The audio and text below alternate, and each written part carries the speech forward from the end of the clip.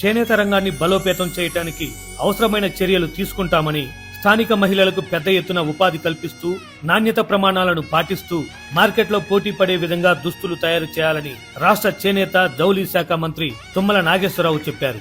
యువతకు కూడా పెద్ద ఎత్తున ఉపాధి అవకాశాలను కల్పిస్తున్నామని ఆయన అన్నారు. బుధవారం సచివాలయంలో టెక్స్పోర్ట్ ఇండస్ట్రీస్ ప్రైవేట్ లిమిటెడ్ ప్రతినిధులు మర్యాదపూర్వకంగా ఆయన్ను కలిసి రాజన్న సిరిసిల్ల జిల్లాలోని పెద్దూరులో 60 కోట్లతో చేపట్టిన దుస్తుల తయారీ యూనిట్ నుంచి దుస్తుల ఉత్పత్తి ప్రారంభానికి సిద్ధంగా ఉందని ఆయనకు తెలియజేశారు. ఈ దుస్తుల తయారీ యూనిట్ స్థాపన ద్వారా దాదాపు 2,000 మంది స్థానికులకు ఉద్యోగాలు, అందులో ముఖ్యంగా మహిళలకు ఉపాధి కల్పించనున్నామని చెప్పారు. ప్రతి సంవత్సరం 270 కోట్ల విలువైన దుస్తులు ఎగుమతులు చేయడానికి కంపెనీ లక్ష్యంగా పెట్టుకుందని వెల్లడించారు.